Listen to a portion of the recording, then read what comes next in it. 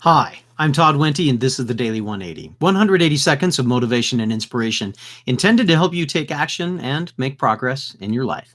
This is episode 411 of the Daily 180, and today I want to talk really briefly about one more R word as we make our way through the alphabet, and that R word is restructure. Now, for most of us, restructuring doesn't necessarily mean a good thing. In fact, restructuring can often mean at a place of work the possibility of losing a job or the possibility of being forced to go someplace else to do a job that you weren't necessarily thrilled with doing in the first place. When we talk about restructuring around the house, well, sometimes that can be that you're going to be building an addition, but it can also mean that as you're building the addition, you're probably ripping out part of the house that you already live in and setting yourself up for some fairly difficult situations while you live through the process of the restructure. There could be lots of examples of this, and maybe you're thinking of a few that you've gone through yourself. I've seen some of my favorite sports teams go through a restructuring period, and that's been hard to watch as that sports team went from doing pretty well most of the time to doing not so well all of the time, and then sometimes to doing really well for a little while until they had to go through the next restructure. The reality is restructuring almost always comes with a fair amount of pain. It's difficult, it's uncomfortable, and it's really not anything that any of us enjoy. The thing that can make that pain bearable, though, is if you know what the plan is. My wife and I right now are looking at the possibility of doing some restructuring here at our house.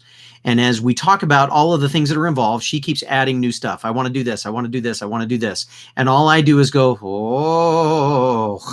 I'm thinking about dollars. I'm thinking about cents. I'm thinking about time. I'm thinking about all of the things that are going to happen that are going to make me uncomfortable and steal away that are going to push me out of my comfort zone. As somebody's once said, all growth happens outside of the comfort zone. The lesson that I've been taking from this experience is to trust the plan. If I got a plan, if I've got a detailed explanation of where things are going, why they're going there, who's involved, all of the different pieces, then I can sit back and trust it. And I can enjoy the process. The more detailed the plan, the more big the restructure, the larger the restructure, and the more detailed the plan, the more at peace I can be with the process. Is it easy?